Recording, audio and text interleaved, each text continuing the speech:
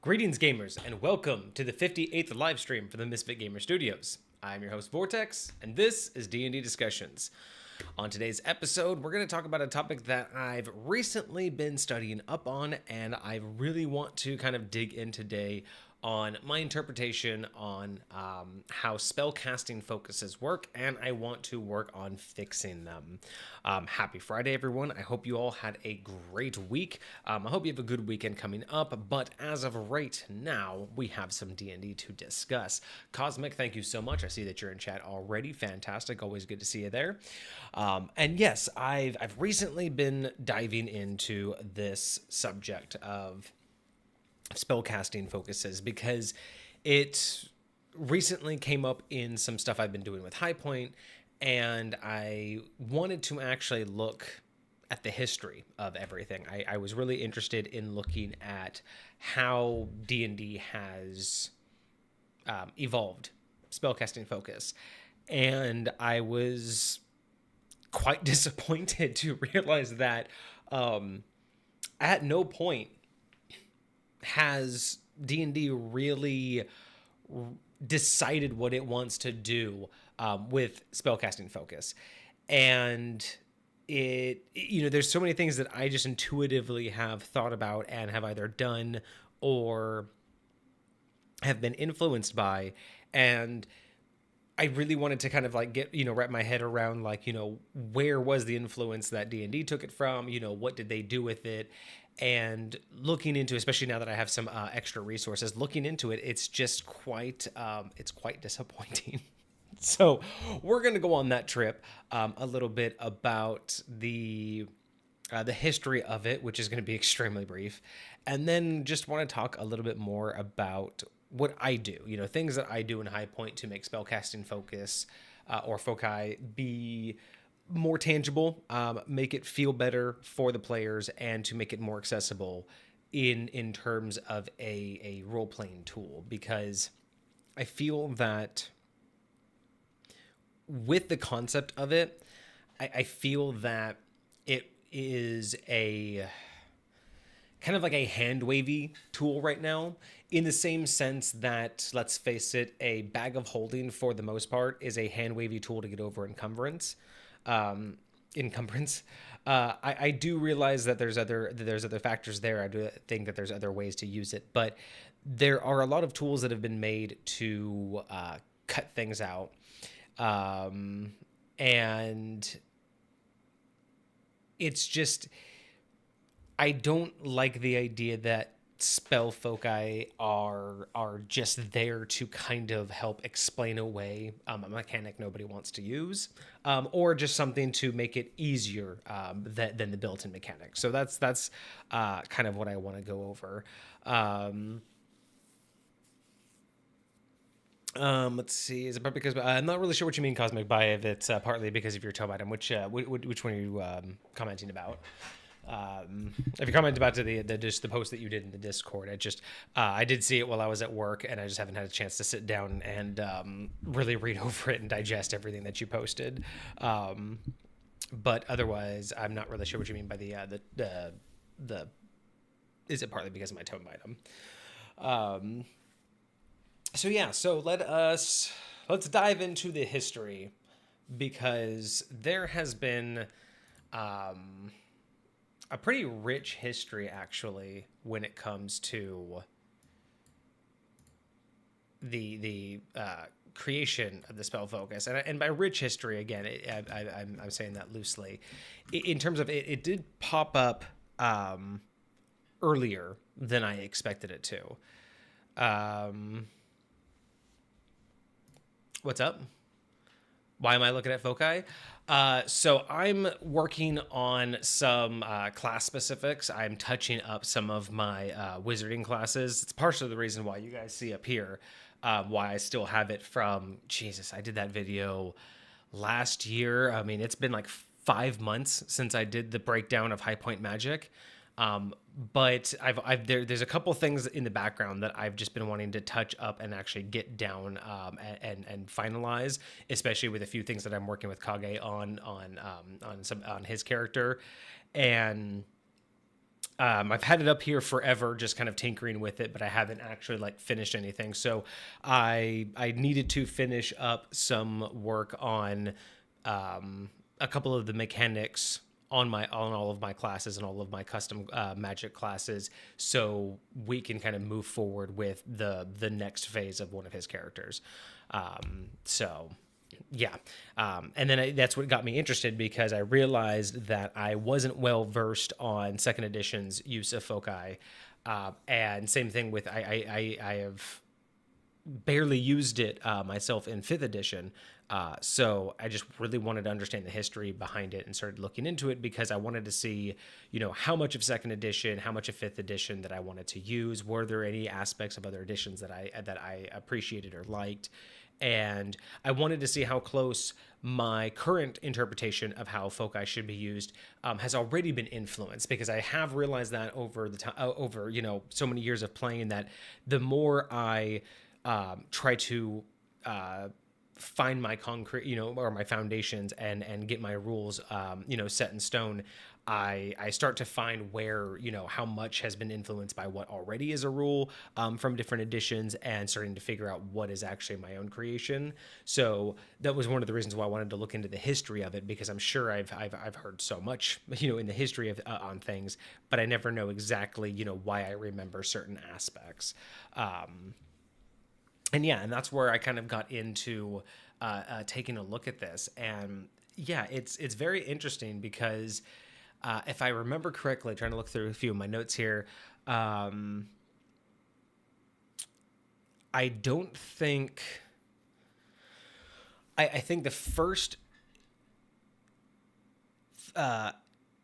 Geez, what am I trying to say? I think the first iteration of some sort of spell focus was, I think, in first edition. I don't think it was in the original OD&D or anything prior to that. I think for that part, I think excuse me, I think especially back then, when we're looking at prior first edition, so prior advanced Dungeons and Dragons, we're looking at, I think, there was only two classes. I think there was like the cleric or the priest, and one other class that was considered a magic user, and then outside of that, there wasn't any magic as far back then. Excuse me.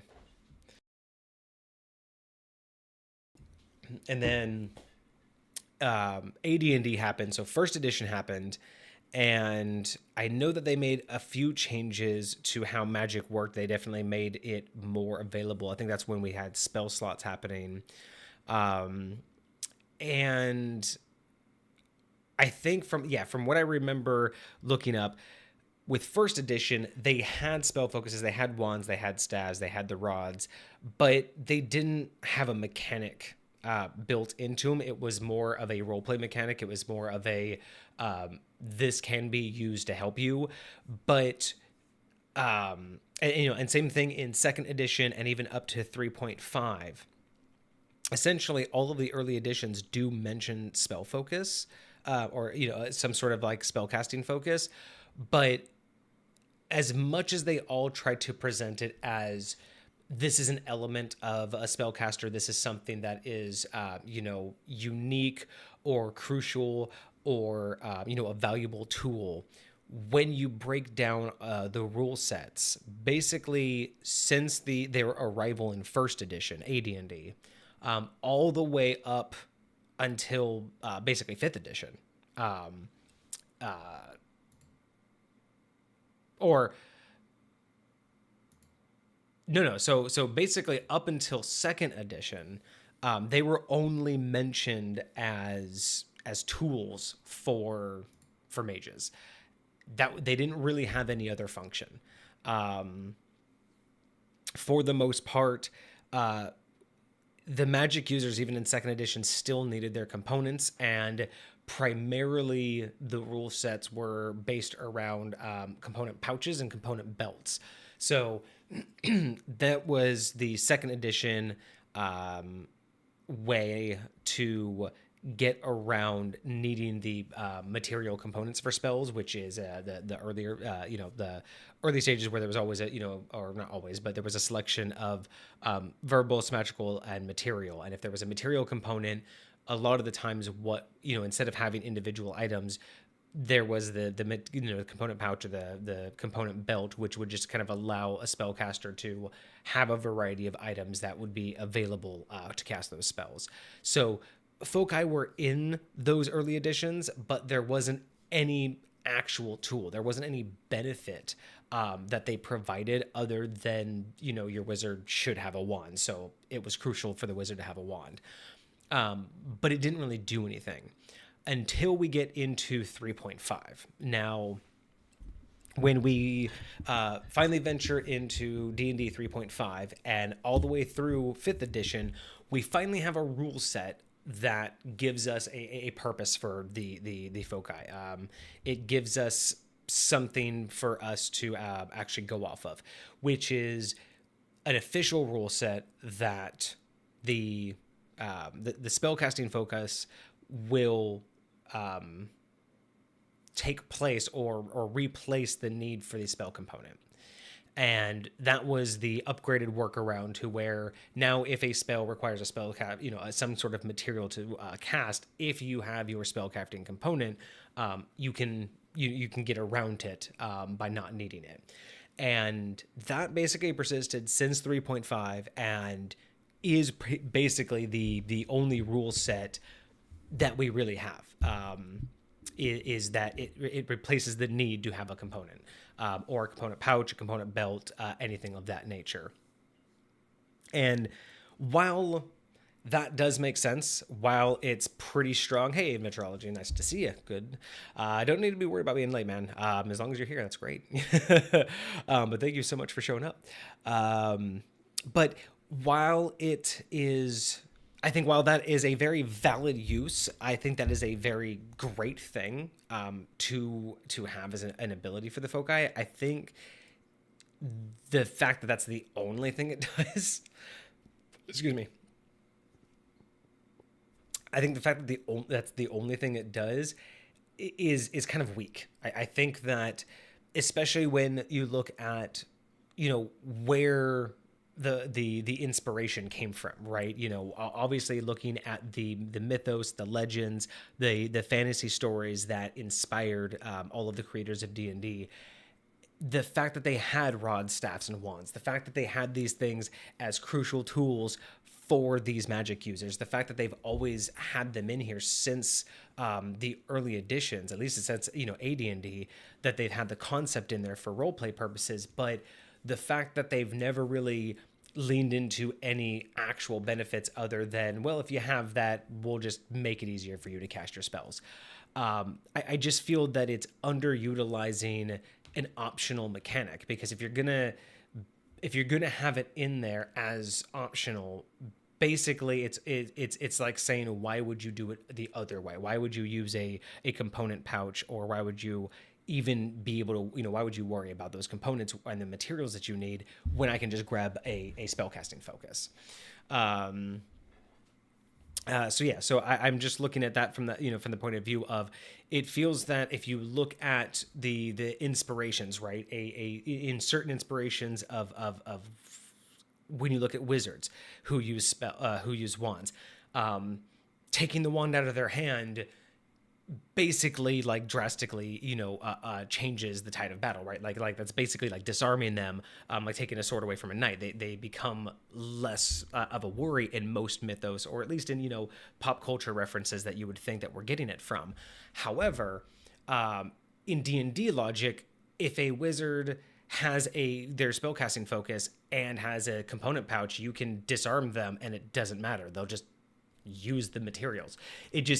It's one of those things where in a pinch it makes sense, but it's not. I don't think it's usually role played in the sense that you've been stripped of all your material components, but in a pinch you can grab this a nearby wand and now you can overcome that need. But I don't really feel like it's used that way. For the most part, it's a given. Here, you have this item and there you have it. And the only time it really doesn't help is if your DM says, hey, you have no components and you don't have your spellcasting focus, you can't cast spells. But to be completely honest, I don't know how many DMs are doing that. I don't know how many DMs are truly thinking about the requirement of a spellcasting focus and versus components. I think for the most part, it's just kind of all layered into a role play, but a spellcaster can always cast spells. I think that's pretty much the general rule I've always seen over the many years that I've done this.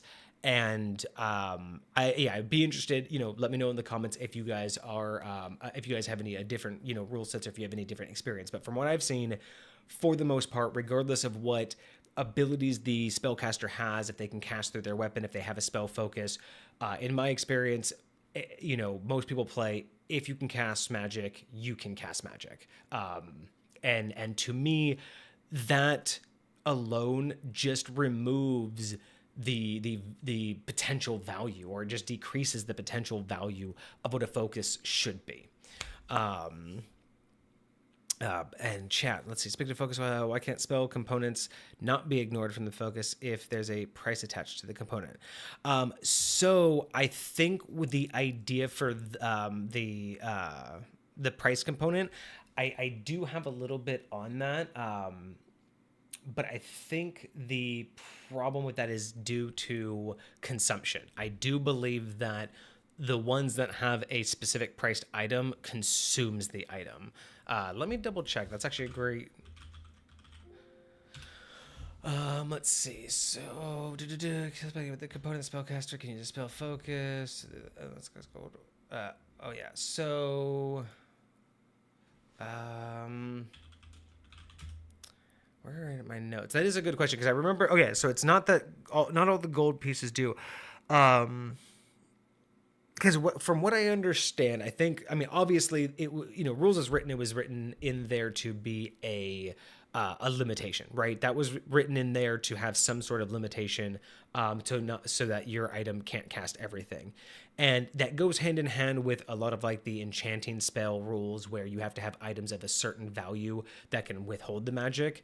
And I think that is the idea, right? If you have a spell focus that is not of a certain quality, of a certain value. If you have just a basic wood wand that you just, is able to be used as a wand, but is not of a high quality, certain spells, the magic flowing through, it would just be too powerful. And the idea is that you would need a component of that value in order to sustain it. And I think that's the idea behind it, because if the material component cost a gold cost, the idea is that gold cost would be more expensive than the wand itself, even though it doesn't get consumed. So that's one spin that I would put on it, is that the gold cost is directly relational to the type of magic being cast.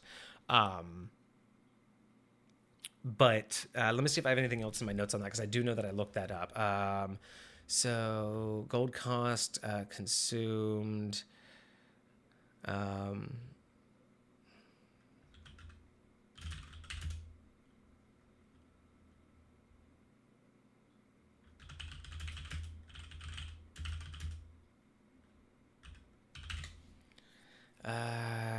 yeah, I don't have anything specific.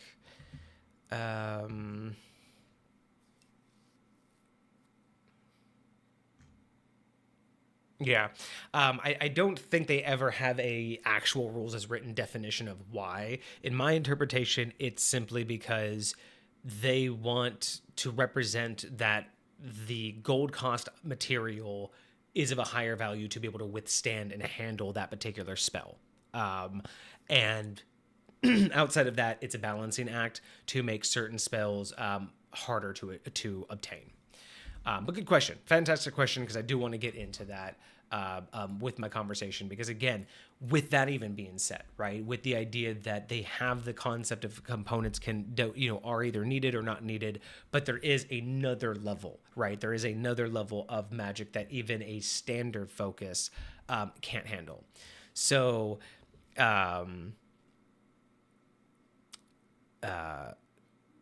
the idea behind that is I still feel that it's lacking, because they're almost there, right? They're looking at it from different points of view and saying that, hey, not everything can be done through a spell focus unless it itself is of a high enough value. But beyond that, they're still not making it necessary, and they're not making it anything that they're not making it really anything that would be a huge advantage or disadvantage if you're not that focused on the material components anyway. I mean, if you allow a component pouch or a component belt, then really having the wand isn't really doing you any benefits. I mean, it's only really benefiting you if you're playing in a setting where you have to component manage and material manage. If you are playing in a setting or with a DM who's very specific on your inventory management and is making you, be aware of how many components you have, what you have, how easy is it to access, yes, a spell focus could greatly improve that gameplay and stop the paperwork. But beyond that, the game basically just says, like, yeah, you should have this. And I don't think that's fair. I think that since 3.5, and they've had a lot of time to fix it and they haven't. So I do want to go over some of the specific rules that they have outside of this, because there's only just some roleplay differences and class differences. But outside of that, I don't like it. I think that we could do a lot better. And that's what we're planning on doing here today. Fun thing about the cosmic spell is that the components are consumed, but in a way that converts it into another spell component.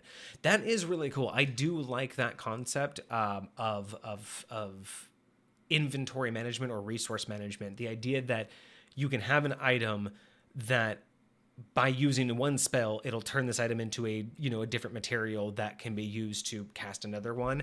Knowing that and knowing when to use that that spell economy, that item economy, and figuring out what order of things to do. I really do like that as a mechanic and as a approach to doing magic, because it makes the player more engaged. It's not just as simple as I cast A or B, or I can't because I don't have enough magic or enough spell slots.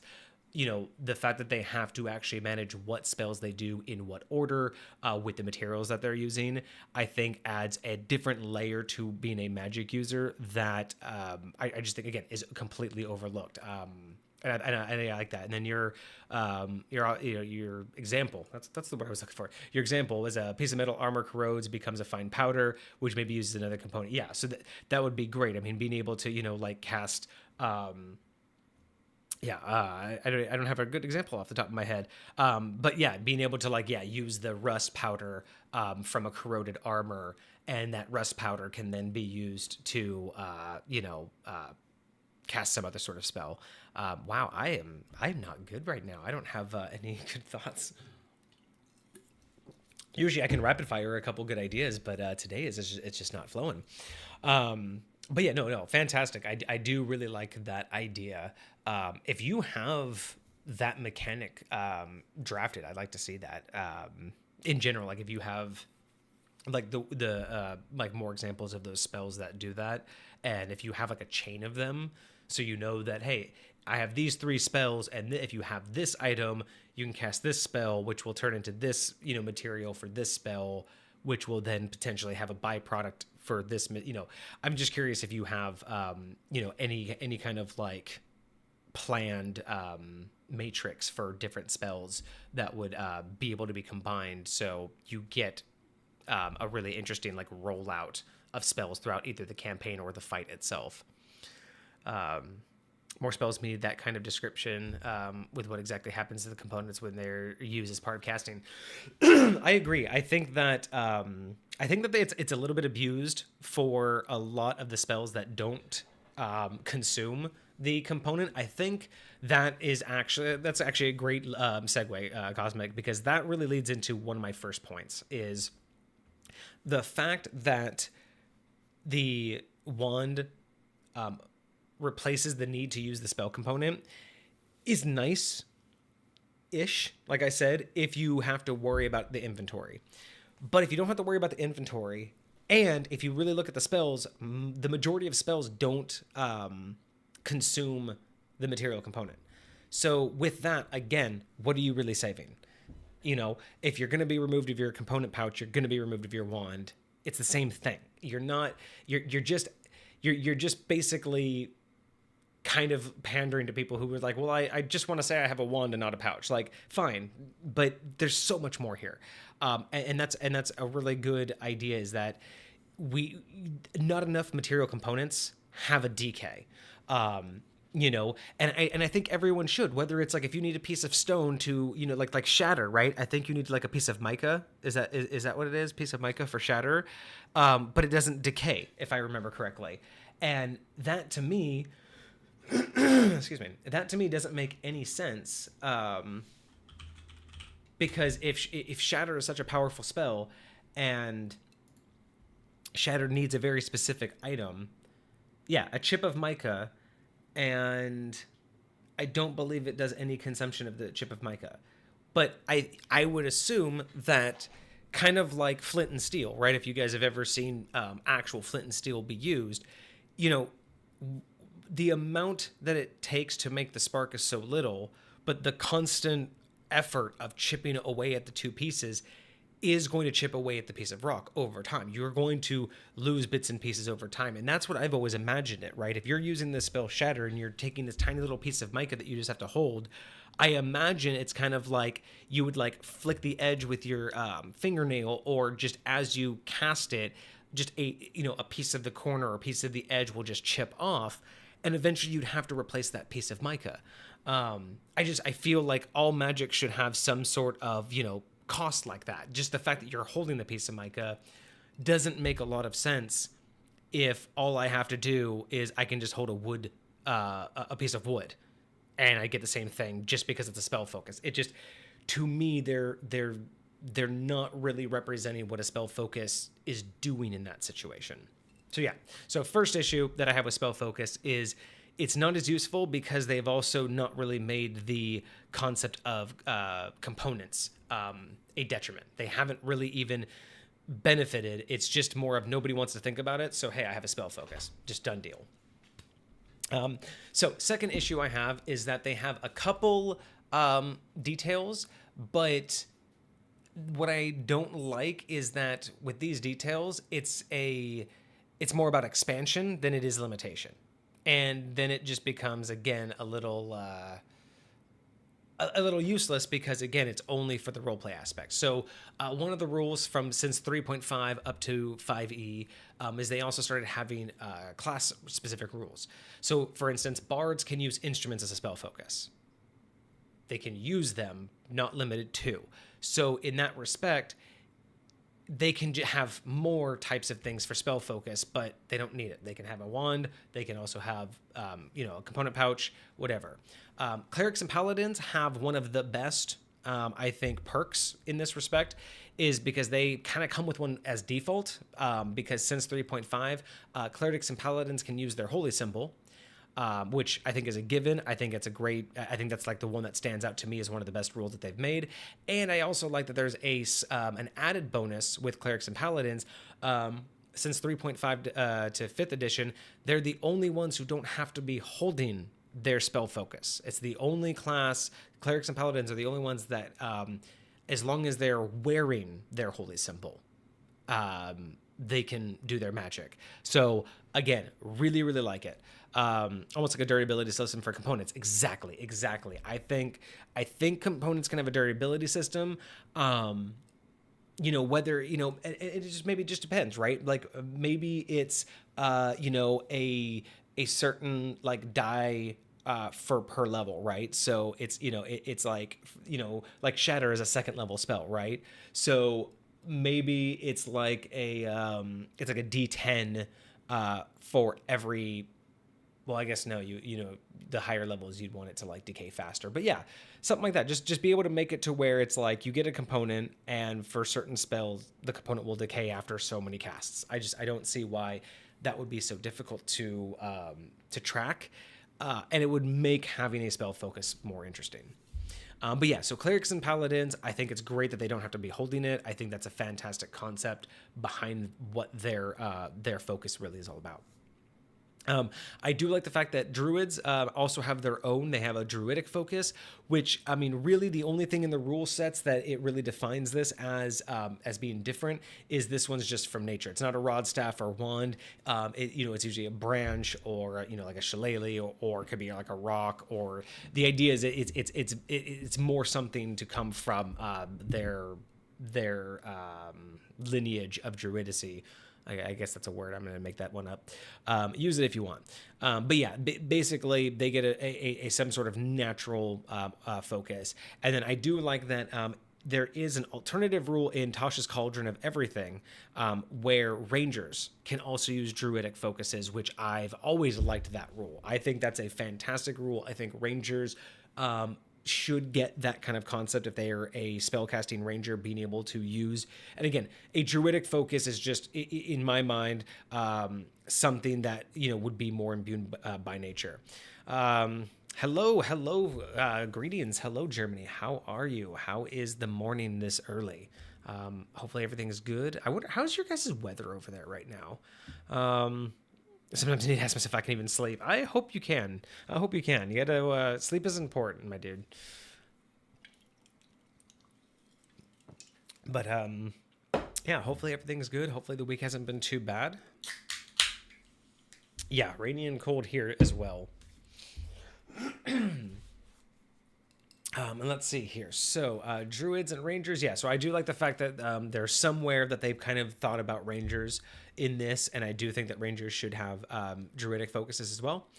Let's see. Wizards, warlocks, and sorcerers. So they all kind of got grouped all together with arcane focus, and that's basically your standard rod, staffs, and wands. There, unless you kind of want to do your own thing, by the book, that's pretty much all they get. An arcane focus is kind of just rod, staff, wands, and then there's some other alternate rule sets everywhere else. Oh no, that does not sound good. But I mean, if it's that dark outside, I mean, it is what, like 4 a.m. right now. So yeah, I would say it's probably really dark outside. And then, yeah, so again, arcane focuses kind of being limited to the standards, which is fine, but even between the standards, they don't do anything different, right? And I'm kind of over it. I'm kind of them all just being what a visual aspect and not something that actually matters. And then one thing I do find interesting, though, is that they did set Artificer aside as well. So an Artificer was also able to use Thieves' Tools or Artisan Tools as their spell focus, but they were also given at level 2 the Infuse Items ability. And by the book, they are allowed to use that as their spell focus. But I also found something interesting is that with Artificers, they actually can't use a component pouch. They actually do have to use an arcane focus of some sort. So again, they're capable, guys. Like it's possible. They know that there are potential aspects to these rules that could make it more interesting. We see it with the cleric and paladin not having to hold it. The artificer not only having abnormal abnormal items like thieves' tools and artisan tools, but the fact that they're just incapable of using material components. Technically, by the book, they have to use some sort of focus, and I love that. I think that's so great, but it's not enough, right? And that's what we're here to kind of fix. And that's so far. Where the history is. That's basically the history lesson, is that they just kind of never came up with a good idea. They knew that people wanted it. Everybody was influenced by, different ideas, but in the end, they just kind of were like, yeah, you don't need components anymore if you're holding your focus. That totally makes sense. And then they dropped it. And I just don't think that...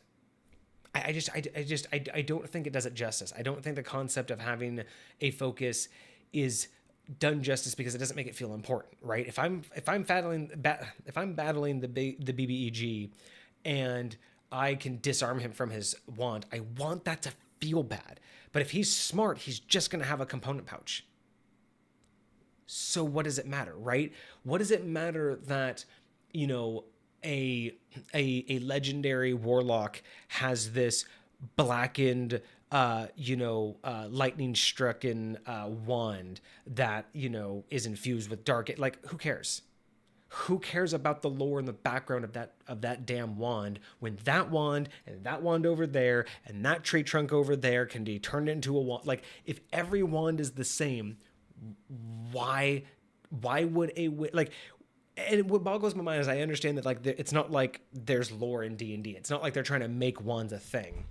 But when I think of how they got inspired, looking at all of the ways that these things have been used in fiction and in history, and the way that they even kind of talk about it in the book, where it's, they use a lot of fluffy language, like these things are supposed to, help, focus the mind, and they're supposed to help concentrate and give the, it's like they're supposed to help the wizard, and in the end it's basically just a way to make casting spells slightly easier to maintain without having to worry about components, and giving you a visual effect. And I think that they're not taking into account all of the ways that we've been influenced by them, right?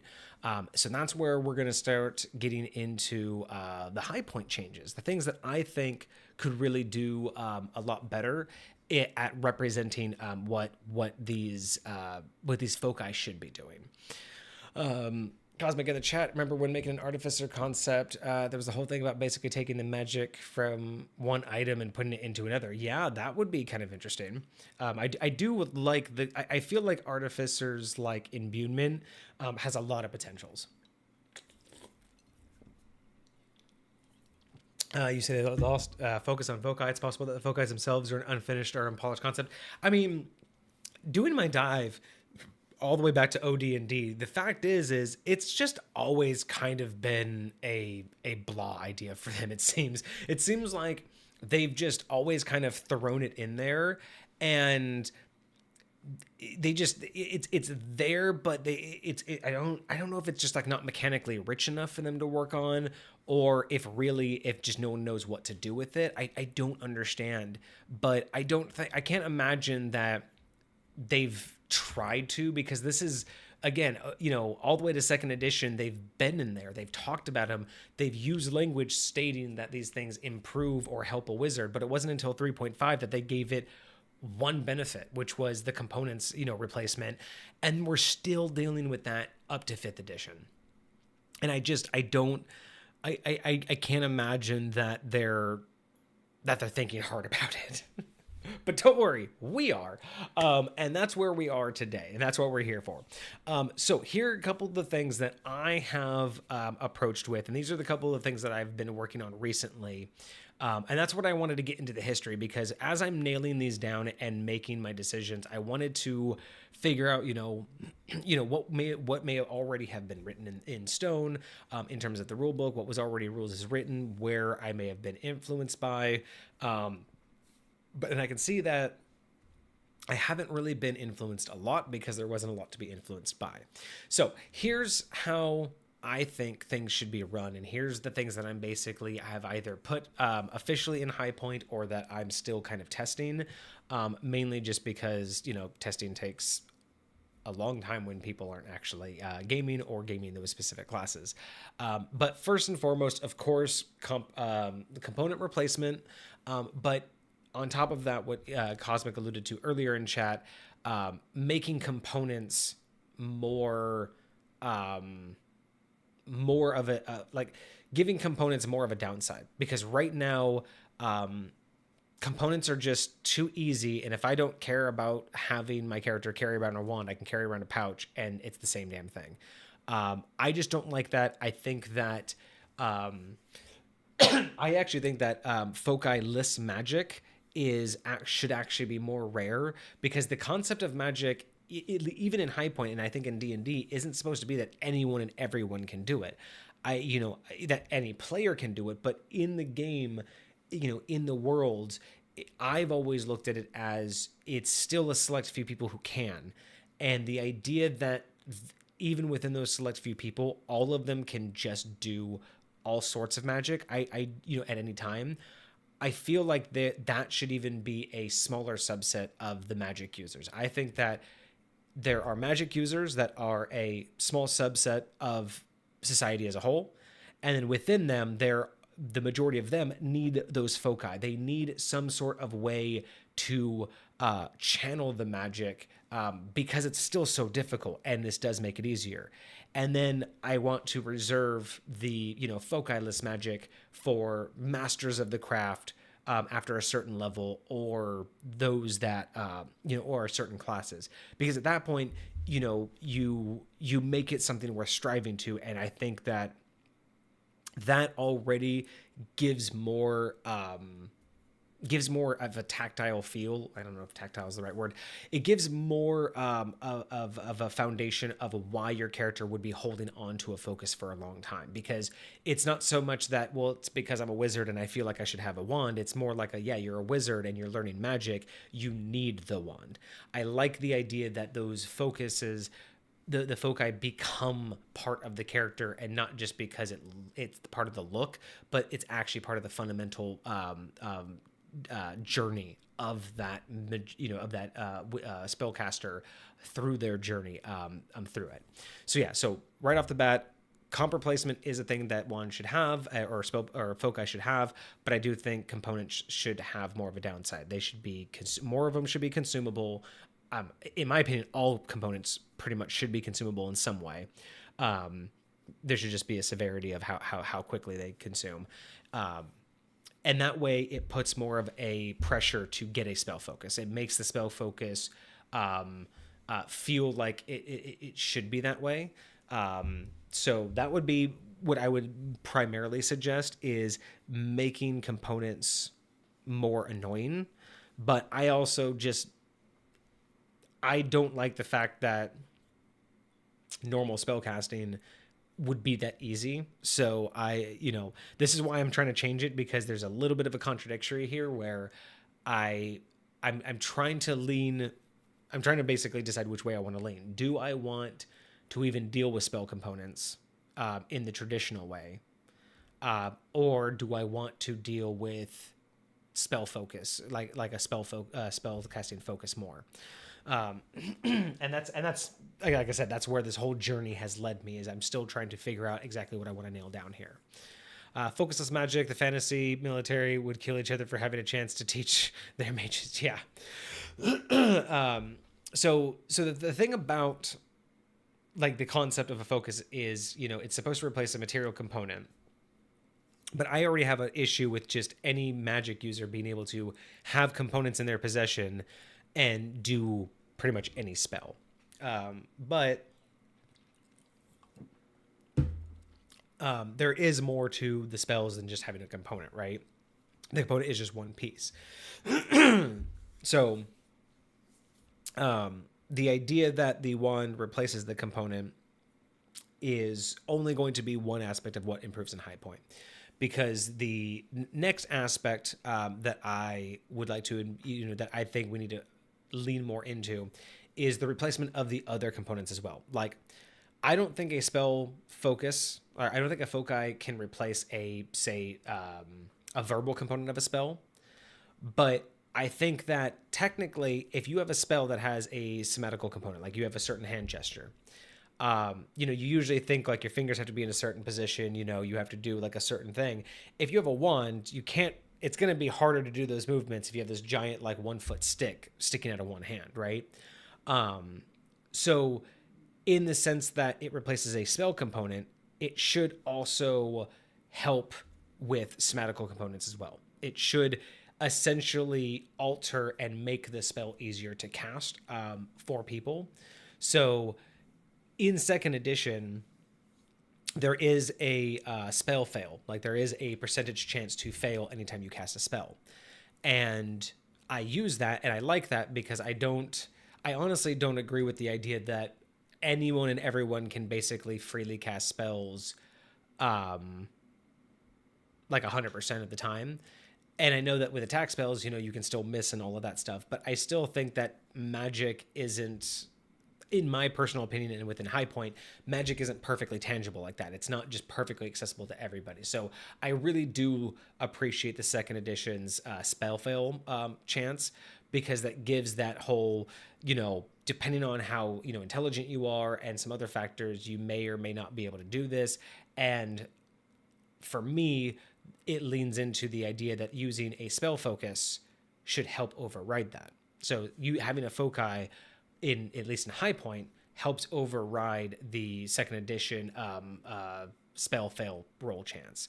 So that's another thing that I think we could also lean into, is being able to have spell focuses actually benefit spell casting in some way, like the actual casting of the spell. I don't know your spellcasters. Step one: every verbal component must be spoken out as roleplay. Actually, if you want to, you might be interested if you ever want to go look back at one of my old videos that have a worse sound quality, but still a good video. When I actually went over all of my spell classes, I went over a couple of them, and I do really like that. I talked about one of the podcasts that I used to listen to, a gameplay podcast, where one of the characters did that as just kind of they just did that for their own amusement, where every time they had an actual spell name, just some punny name that they would say every time they cast a very specific spell, and they would actually just be very specific with that. And I liked that idea, and that's actually part of what helped me refine some of the classes that I have in my wizard class, because they don't quite cast spells the normal way. One of the things that that they have is being able to basically kind of customize their spell in a sense. And part of the thing is being able to you have to be consistent, like because my custom wizard class is based off of the Dresden File series, so in that it's very much about consistency in order to control a spell. And between the Dresden Files doing something very similar, where the consistency had to be based on repetition doing it, and the idea of that podcast where that character constantly was just like, I think one was when he would ever fire like firebolt, he would like be like booyakasha, and I'm just like, it was so entertaining that I'm like, I wanted to take that along with what I learned from the Dresden Files and kind of implement that to where that is what I actually call it a lot of times is whenever we talk about role play classes. That's kind of what my classes are, is they're not mechanical classes in the sense that, as a wizard, as the custom wizard, you're not going to get very specific spells. You don't have spell slots. You essentially have a fatigue system to where you have access essentially to all spells in a way. But it's going to basically take, energy from you, and to the point to where you would just pass out. But I liked the idea that in order to represent the effort that you go through to learn each spell, because that's the idea, is you can roughly cast magic in almost any way, but if you want to refine a spell and be good at it, it has to be about repetition. And one of the aspects I wanted to add to all of that, because it's a role play class, is adding in the aspect of, if you're going to refine a spell, you have to make a name. You have to make a repetitive, a spell casting name, something that would actually, basically a command word, that you would have to do. Yeah, exactly. And that's the idea. Ventrology, you're actually reading Dresden. That is fantastic. You're on book 17. Oh my gosh. So if you were there, if you watched, or if you were there for my my Witnesses to the Cataclysm, then you probably understood why Mab was there, and why she was worried about that being a backdoor for the outsiders. Then, dude, if you haven't watched my my Origins of High Point series, it's like 5 episodes now, bro. Please go watch it. Let me know what you think, because Dresden Files has a lot to do with how I've structured a lot of things. But yeah, so with my custom class based off of the Dresden Files series, when people want to refine a spell, they have to come up with an activation or a command word for it, and it's expected that's the one that they have to. They're basically naming their own spell, and that's kind of what we're doing. Is like, if you want to get that outcome and keep improving it, you have to do that. And so, yeah, it's fantastic that you pulled all of that together, because, yeah, that's exactly what I think is just fantastic about these things. And again, that's what spell focus should be. They should be giving you that feeling that you're in more control. Man, book 17. I forget. It's like 19 books. I think we are on book 19 right now, my wife and I. I don't know if you're reading it or if you are audiobooking it, but if you are, it is on Audible. The entire series is on Audible. I highly, highly suggest it. James Marsters is the voice actor for the entire series. And oh my gosh, if you're not familiar with the name, he played back in the 90s, he played Spike on Angel, and he does a bunch of other stuff. Yes. Okay, so you know who I'm talking about. Oh my gosh, yeah. There is he is the embody there is no other Dresden. Like he is the voice of Dresden. And yeah, so yeah, please, if you haven't, man, let me know. If you haven't, go watch my Origins of High Point series and let me know if you could see some of the intrigue. But I want to talk about it more because it's like I don't know how many people would get a lot of the references that I use from that series. But yeah, fantastic to know that you're that far. So moving on, we've talked about how it should replace components, but components should be more frustrating to use. I think it should improve the accuracy of casting the spell. So for me, it improves the spell fail chance, or decreases the chance that you'll fail the spell. But I also think that again, it should, in a sense, act as an improvement to the somatical component because it makes it easier to cast the spell without being as accurate with the somatics.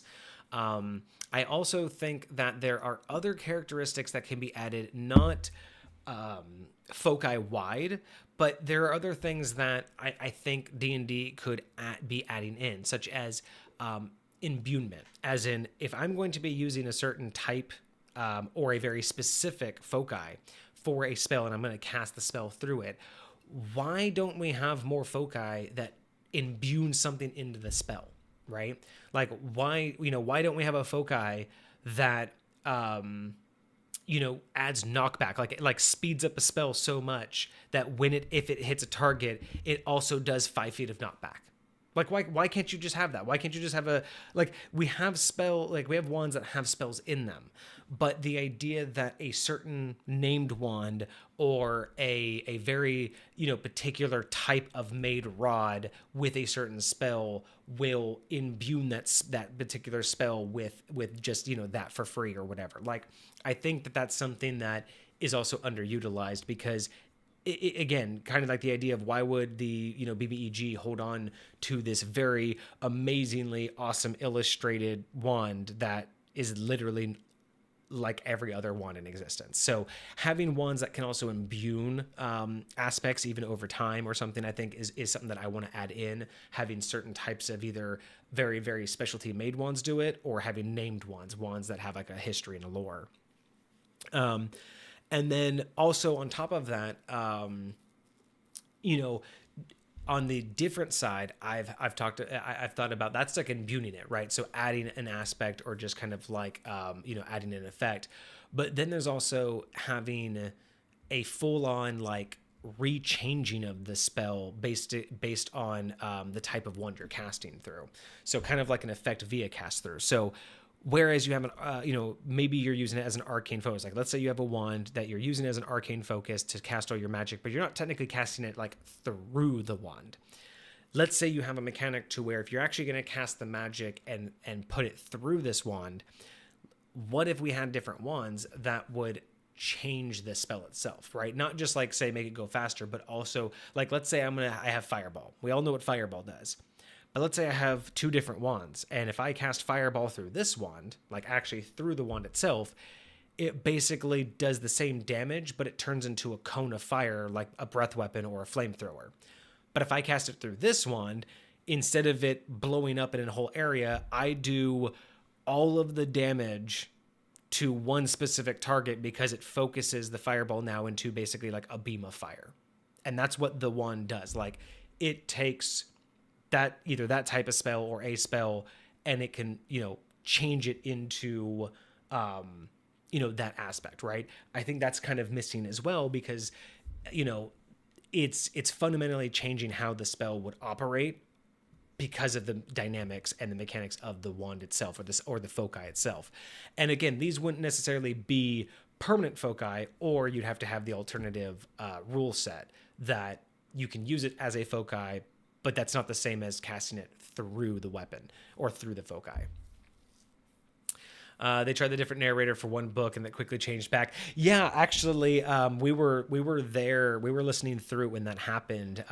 Yeah, he was on a different book, or he was either on a different book or he did a TV thing, and he couldn't get there for, I think it was like book 3 or 4. But by book 5, everyone, or I think it was like by book 5 or 6, they were like, "Can you go back and reread that one?" And it was so funny. But yeah, that's fantastic. I also like if you I my wife had to point this one out because she didn't notice until she had listened to it a couple times. But in the very first book, I think he corrected it after the second or third book, but in the very first book, he mispronounces Marcone's name wrong every time. In the very first book, he says Marconi. Every single time, he says Marconi. And it's so funny because in the rest of the book, he corrects it and goes to Marcone. But it's just one of those like little flubs that, like, early on wasn't sure where the series was going to go, and then finally really got into it. Former friend of mine had an interest magic system. Every spell name must be spelled in binary. The hawk was the patterns until the end of the campaign. Interesting. Makes the elemental stronger. The beam cannon. It's not missing, but staves like this are artifacts. So yeah, and you can, there are artifacts that do things like this, but I those are few and far between. And I feel that, again, I feel that the standard foci doesn't stand out enough. And that's where I'm kind of thinking, like, I don't think this should be as rare as an artifact. I think it's, what I say by missing is I think this should be more common. Again, not like every foci does something different, but I don't think that there are enough reasons to actually have, like, I just don't think there's enough rules or reasons to set foci aside from components. But it is a good point. There are artifacts that have these. I'm just thinking more or less of something that's a little bit, more on the standard level. To the stat that gives me level 3 spell slot. See, that would be interesting. Is that actually a real one? Because that would be kind of cool. Like a staff that doesn't have a spell, but it grants you the ability to upcast to a certain spell. That would be fucking dope. Like once a day you cast a spell through this staff, and that spell is cast at 5th level. That would be interesting. You just make stuff up. So do we, and that's what we're here for. But I mean, think about that, right? Like, so that right there, just think about someone's spell focus that, they got from their grandfather, but this particular spell focus that, once per day, if they cast a spell through it, it'll be cast at spell 5. Even if they can cast a spell at level 7, it will be cast at level 5 through the spell. Like, it would just be interesting, right? I think that could be really, really.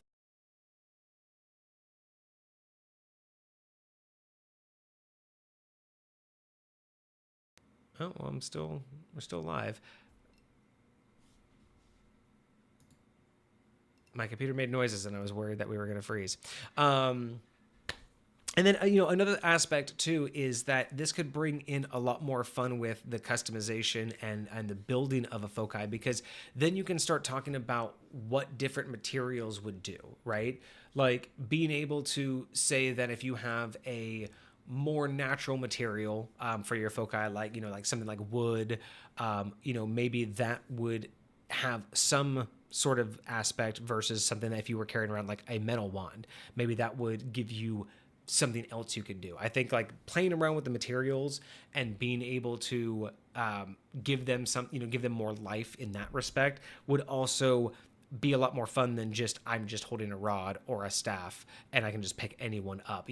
Actually knowing what they're made out of and how that might affect it, right? So like for me, I'm thinking of doing it to where non-natural material, so like not unnatural because metal's like natural and all that, but what I'm thinking of is something like if it's a more natural material, as in like was alive at one point, like wood, or I don't know why I keep thinking I'm going to find more opinions than wood, but again, I'm just not really creative tonight. But let's say like a wood wand versus a metal wand.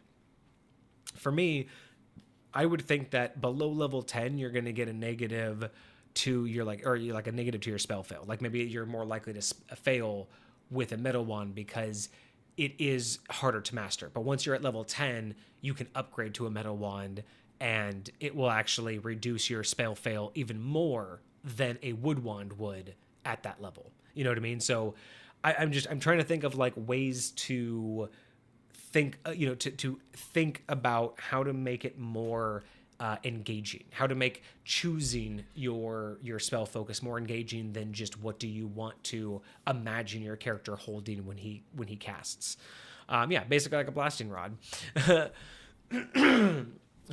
Staff puts a +1 on every fire spell. You were just silent for... Oh, I was just silent for a moment. Interesting. Hopefully everything's still good. Everything's showing up on my end. But yeah, so I want to kind of go towards more of a, what am I picking up? Why am I holding on to this? It's the same, it's on the same vein or on the same subject line when I think it was a week or two ago when Kage and I were talking about scaling mundane weapons. And that's what I'm really thinking about too, is like, when you pick up a weapon, you're just waiting for the next one that has a higher damage roll instead of thinking about like this weapon is going with you, right? Like what have me and this weapon have gone through. And I like that idea for these, a wand or a staff or a rod that you're carrying. If you've been with that for a while and it's seen battles and you've carved things into it, I would like to imagine that, again, kind of like in Dresden Files, you can upgrade it, right? Like at level 5, you can carve extra runes into your staff or your wand, and it will now help you even more, right? You can scale with you, and then it would have to be a hard decision to change to a metal wand. Like I want that to be a harder decision, even though it might give you a better buff, but it's also maybe over time you've been able to add a boost to your wand, right? Like maybe every 5 levels, if you're holding on to the same spell focus, every like 5 levels you can imbue it with an extra feature. And so if you're going to get a better spell focus, you're going to lose all of those features. These are things that I want to add in because they make the experience, I think, more, I don't want to say realistic because, mages don't exist, but I think it makes them more in line with what we would expect, right? We would expect, that BBEG to have this, just this ancient, spell focus that they've been holding on to basically, like when they were good, right? It's that their spell focus is actually like, from back when they were actually good and had, had a partner and their partner died and that's why they became evil. And maybe it now has a giant crack in it or something like that. But it's more than just what it looks like. It's more than just a visual art piece. Being able to actually say, like, finding a new spell focus, saying that you haven't had one, right? Let's say you're taking the full spell fail percentage and you're using components, and let's say you stumble across, an option, knowing that what you pick up could affect you and having to ask and figure it out, right? Or, whether you like the IP or not, kind of like the scene in Harry Potter, being able to have moments where the spell focus that you're looking at, the foci that you may choose is also choosing you, and things like, knowing what it's made out of, not necessarily doing like class limitations, but there are just aspects where it would be really nice to, say certain types of wood are better with fire spells, right? They actually, like, you could even just do that. You could say this type of wood, like redwood, has a 25% better chance at casting fire-based spells. Just that. That's all it is. It's just a tiny little thing. So when someone says, I want to make a wand, and you're like, I plan on casting fireball a lot, I want to make sure that I never failed fireball because I never want to cast it at my friends. You can make your wand out of a certain type of wood that basically guarantees you're never going to fail that spell. Like, that's how I envision the interaction with the foci. That's how I envision it should be, and that's what I feel like. I was excited to read the history and figure out, like, what have they done with it. And it's like, no, there's none of this. There's no reason that you should care what your foci is made out of unless you care as a player about what you're imagining your character holding. I think it should matter more. I think being able to tinker, I imagine being able to go into a town and being like, you know what? I don't cast water spells nearly as much. I want to trade in this spell, and I want to get something else, right? Like, and then that mattering, right? And piecing it together, I think could be so much more fun than just finding a spell that can cast something 3 times per day. Um, staff focus bathed in dragon's blood. The lore, there should be something that happened. In Goggin, yeah, in Goggin. Um, but yeah, and that's the idea, right? Is being able to let the players develop that, develop some sort of lore themselves. If they take down a dragon and then put their spell focus, like let's say you kill a dragon, like I said, let's say at every 5th level or every 3rd level, whatever, you get to imbue a new attribute to your spell focus. And certain milestones are even better. And let's say you upgrade to like level 10, you level up to level 10 right after killing a dragon. And you want to be able to imbue it. Like, let's say that it was, let's say it was a red dragon. And you're like, hey, I want to be, I'm a fire mage. I built this thing to be able to do fire. I now want it to be able to basically like cast a fire spell similar to the dragon's breath weapon. What if I go, now that I'm level 10 and I can imbue it, what if I go bathe it and carve runes into it while I'm bathing it in the dragon we just killed's blood? That would be something that I would allow my character to, like my players to do, because it would be innovative and it would make sense. And then at that point, it's like, okay, now you get a breath weapon once per day, right? Like that's just now something your thing can do, but it's that spell focus, right? It's that specific item. If you don't have that item, or if you trade it out later down the road, it's gone, but it's still in that item if it's known how to be used, right? And there's that's where the fact that you're kind of customizing it and then creating an item that somebody else could learn how to use that. So yeah, super fascinating. I think that there's a lot that we can do with this. There's also the backstory effect that many overlook. The magic focus is a short sword. This is father to protect his life. It's his focus because it calms him in the presence of his fathers. Yeah, absolutely, right? Like, it's great that when players add all of that, but there's no reason to. Like, no one's encouraged to do that. And I love that. That's what I want to do. So thank you so much. Actually, that is perfect in a roundabout way for the segue, because I do have another thing. So I've talked about like being able to have it imbued or do different things, having the different materials matter.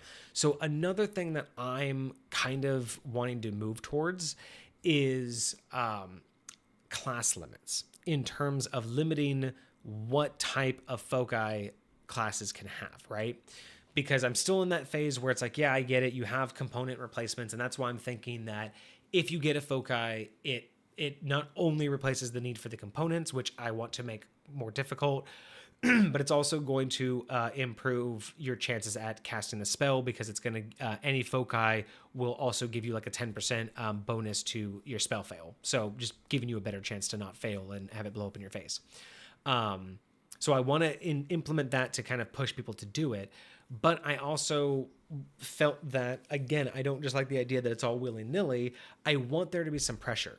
Again, I want that duel where, you can disarm the wizard by getting his wand out of his hand, and that actually stops the fight. I want something like that to matter, right? I want the cleric in the battle to be like, if you can get his holy symbol away from him, he's done for. Like, that's it. He's useless now. I want that to be a thing. Not just now he has to go pick up the component, blah, blah. No, I want it to actually like hurt. If you take the fighter's sword away from him, he's less effective. If you take the archer's bow away, they're less effective. If you take the foci away, they should be less effective, and I don't feel like they are. I feel like if you take it away, they're still able to cast the spell. So with that being said, in High Point, where I'm starting to go with it is you can still cast the spells with the components. It's just going to be a higher chance to fail, and it's going to be a little bit more. And in terms of the other benefits, there it could also be about how long it takes, because in second edition we use segments as well. So every round has enough segments, because it's like the initiative segments, and that can also affect when spells go off. So we can also play around with that. But in terms of the limits, I do want to just kind of be able to let each class come into their own, and again to encourage each class to also bond a little bit more with their foci. and have it be relevant, right? So, for instance, right out the gate, bards, spellcasting bards, their foci have to be basically one of their instruments, or in the case that it is not a musical bard, because bards can be a lot of things. It would be an implement of their bardic sphere of influence. So if you are, let's say, if you want to be a poet bard, right? It would be a quill. It could be a quill. Or an empty inkwell that you've had. It was that wrote your first poem, or like if your or like the example of the wrestler bard that was from the other podcast. Maybe it's his like belt or his mask is his spell focus, right? So bards would basically be their instrument of their bardic nature, right? So whether that's an instrument, like a musical instrument, or whatever, but whatever type of bard, whatever your inspiration is, whatever you do as a bard, a wrestler bard. Yeah, it was really interesting. So it was this really cool podcast where they would always every session they would have a kind of not necessarily a famous person. I mean, a lot of them were actors and stuff, but it was just someone of well-known, some sort of well-known like figure. I guess you could say celebrities. But they would add a new one in for a couple gaming sessions, and they would just take on a new character. So everyone else would play the same character, but they would have someone new come in as a new character and play. And one of them made a Mexican, the name escapes me at the moment, a luchador. He made a Mexican luchador character. So he was just this big luchador, but he was so when he fought, he would actually put the luchador mask on and then get into battle and he was just like really cool, like gentle, soft guy. He like wanted to open up an orphanage, but whenever he put the mask on, he would just be like, it's combat time. Like his character would just put the mask on and just be like almost barbarian like, but not rage. But yeah, he was a bard. But he didn't play music. He was just he looked at it as, because he was a luchador, he was a bard by theater trade, not by musical trade. So because it's all about performance, so he was a performing bard. So he would still use like bardic inspiration, but in the middle of battle, he would just be like, I look over, and I give him a thumbs up. And then that would just be it. That would be his bardic inspiration. Like he would just do like really interesting things with the character. But yeah, didn't have an instrument or anything. So in that particular case, it would be like, for that particular character, I'd make it like, his mask, because that's kind of like how he does things. But yeah, super interesting take on the bard. I really think that bards are underutilized because most people think of music, but there's so many different types of bards. Storytelling bards, poetic bards, anything that's considered a performance. So wrestling's considered a performance. But yeah, bards. I think bards have a lot of potential there. But I do think that whatever the instrument of their trade is, whatever the instrument of their craft is, should be the limit of where their spell focus has to go. So if they want the benefits of a spell focus, they can't just pick up a wand. They'll have to pick up some sort of implement or some sort of thing, which again plays right into, if you are playing a musical instrument or something, it would make sense that would become your spell focus, right? So it plays into it, and I don't think it hurts anything. I think it just allows for more of that engagement, and it encourages more of a bond. And again, mattering, like, hey, if I'm going to make, if I'm going to use this, what's it made out of and how can I use it, right? Because with some musical instruments, they might have to be made out of metal, and if that's the case, what's the bard going to do, right? So there's a lot of fun things that could be discussed between the DM and the player about how to actually work that. Taking a cue from the rules as written, clerics and paladins and and all of the such, they would basically need their holy symbol. For me, their foci would have to be their holy symbol. And I know that in 5th edition, there's a lot more than religious paladins. You could basically be, the oath paladin and whatnot. And essentially, again, similar to the bard, it would have to be something, a foci that represented your oath, right? So if you are, taking an oath not to a deity but to a cause, you would have to have something that represented that cause. And that would be, to be on you and to be with you. You wouldn't be able to just use anything. It would have to be fully representative, and not just like, oh, I believe in good nature and my shield has a poem about good nature, so therefore it's my shield. Like, you know what I mean? Like it would have to actually be something truly representative of what your faith is. With druids and rangers, I still like the druidic focus. It has to be something natural. So for rangers and druids, in order for them to do their magic, in order to use a foci, it has to be something natural based. They can't use something that's been they can't use anything that's been forged. So they could use a raw, piece of ore. But they wouldn't be able to use something that's been forged and molded and turned into like a metal wand or something, right? They could use a branch, but they wouldn't be able to use, like the core of a tree that's been like, machined and refined and all of that. I say machined, but you know what I mean? So I like the idea of, again, it has to be something that's grounded, literally and figuratively in nature.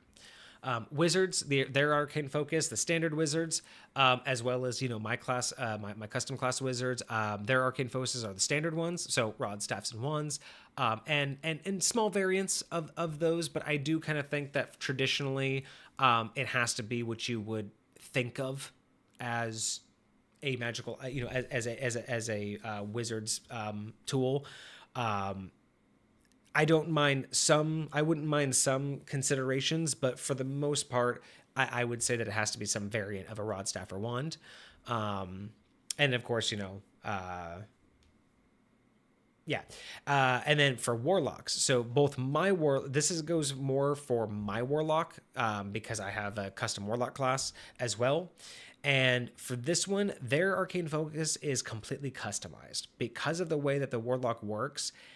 And because of the overlap of all the different types of magic, their arcane focus gets to be fully customized by the player, but it has to be something fully unique and attached to the character. So this is something that would eventually become a named item, or like they would be known for this specific item because it's going to be used for so many different types of their magic that it's going to have to be something extremely personal to them. It's almost, and I'm thinking about even something to where, so in terms of mine, so my warlocks aren't the kind of packed warlocks that are in the standard rules as written.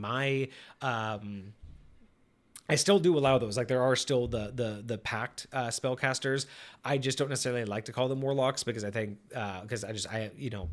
I think that there could be a better name for that. I think warlock, just the idea that they have a pact with the demon. I don't know. I've always looked at it as something different. So yeah, there are the packed wizards, the packed warlocks. My warlock is a little bit different because it is the only type of spellcaster that can multi-class into basically every type of magic. I do have a class limit of how many classes in High Point you can multi-class, because normally you can only have up to 3 classes. I have a tertiary system. You can multi-class up to 3, and that's it. Period. End of story. Warlocks are the only ones in my custom warlock class is the only one that can break that. The thing is, they can only have 3 at a time. But warlocks have the ability to essentially take on new magical classes. But once they've done that, they essentially, whatever one they're replacing. So they'll have their warlock class as their primary. And let's say they're a warlock who currently, has bard, right? They were a bard, now they're a warlock. So they are a warlock who has let's say a couple levels in bard. Now they're trying to learn to be an illusionist and a sorcerer. So those are their 3 classes. They're warlock, and then they have the other 2. If they want to learn something new, right? If they want to add in, because they have illusionist, let's say they want to learn druidic magic, and they're done with illusionist. Let's say they added 3 levels into illusionist just because they wanted a couple of the spells. They would basically absorb illusionist into the warlock class. So now they'd be a warlock with a level 5 bard and a level 3 illusionist. So they'd be a level 8 warlock with a 5/3. But they'd still have now a free slot open, and then they'd have their other slot taken. So then they can add in basically a new class. Now, basically what that means is for instance, the bard and the illusionist that are now in warlock, those can never be increased. Those will never gain XP. They can never level. They can never level up in those.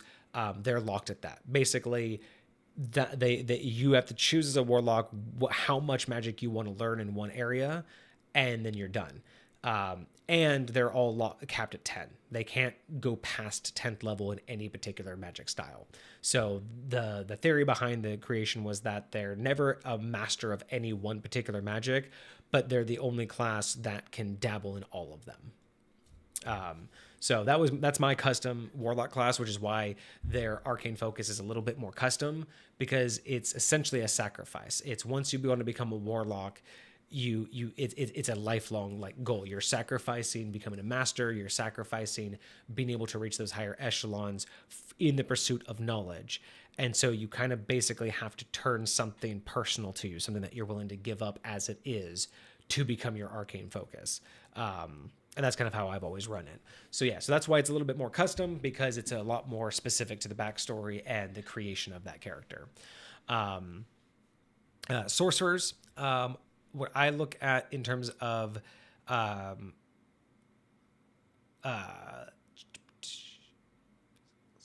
okay, so sorcerers. This is another situation. So the rules as written version of sorcerers, I look at as they are the one class that don't need focus, because sorcerers, rules as written has always been they are naturally imbued, whether it's from their ancestry, or if they are imbued with it for some other reason.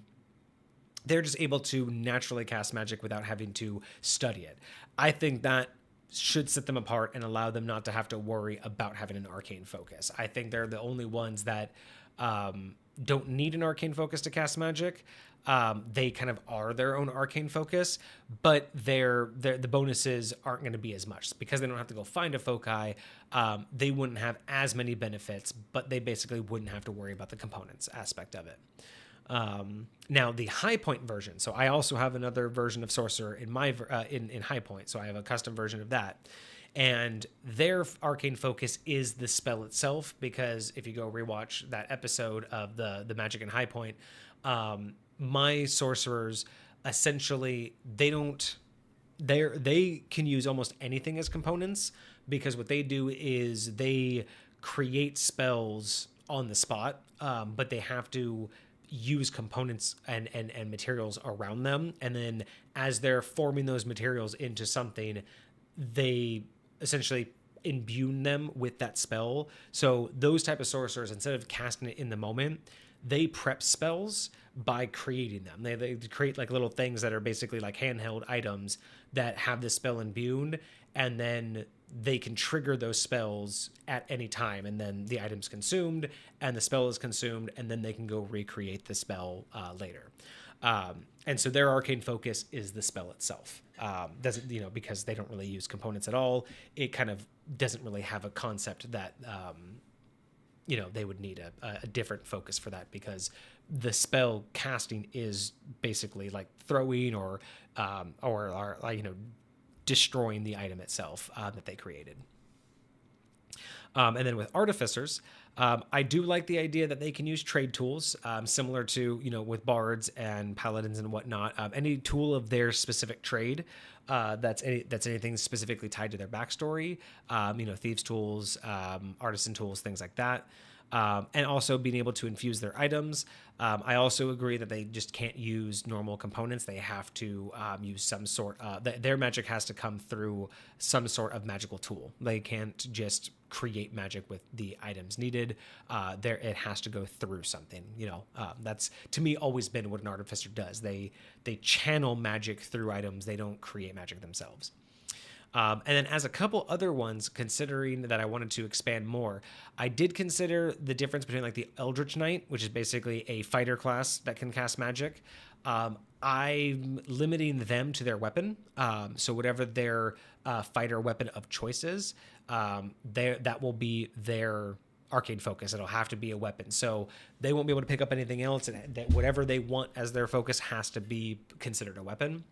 And then Arcane Trickster, basically the rogue spellcaster, their arcane focus has to be a wearable item. So similar to clerics and paladins, where they can just wear their holy symbol, the Arcane Trickster is very similar to where, because it's like the rogue class, it has to be something that you can essentially wear: a bracelet, a necklace, a ring, some sort of item of value, and that makes sense to whatever, again, your rogue trait is, or your backstory of the rogue.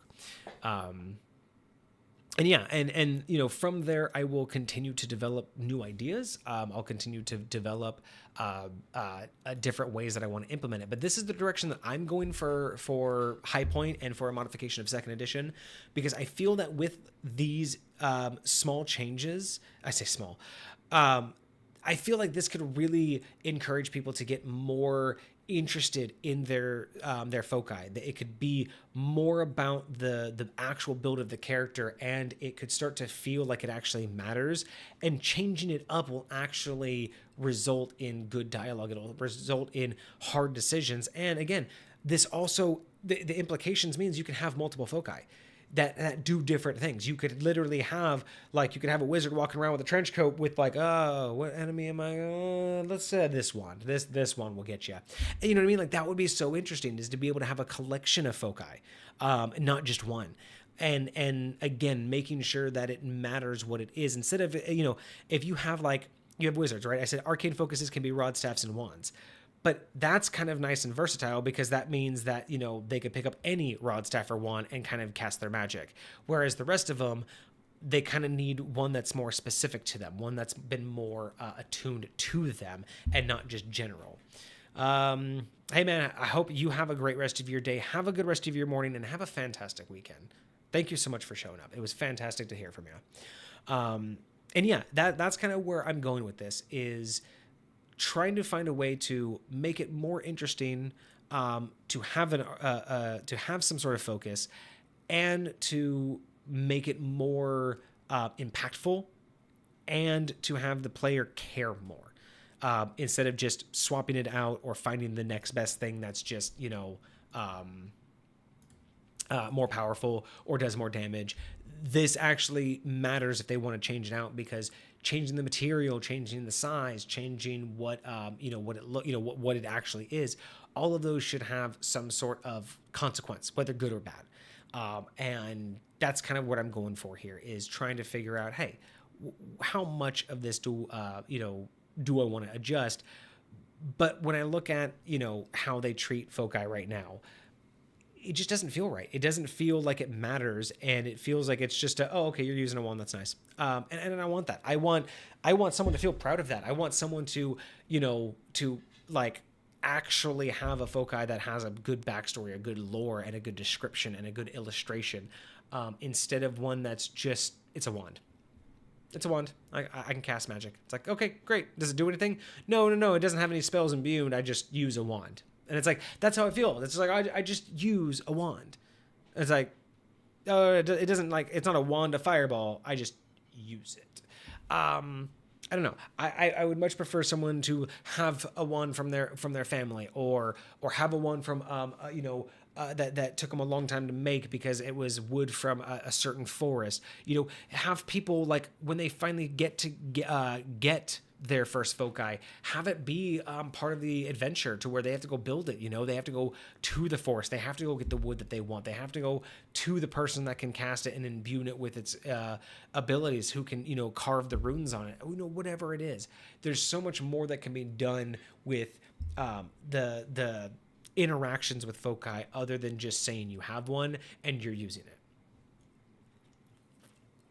But yeah, that's pretty much it. Actually, yeah, that's really it for what I have for you guys today. I really just wanted to talk about my plans for changing up and fixing foci, because that's where I feel it's a great idea. They've always had it, and they know that there's opportunities here, but they haven't taken any of them. And that's what I'm trying to do with these tests, with these changes, is give my players a more meaningful gameplay with every decision that they make, and not try to overcomplicate it, right? I don't want them to have to spend an hour building these things, but when it comes down to them making decisions, I want those decisions to be impactful.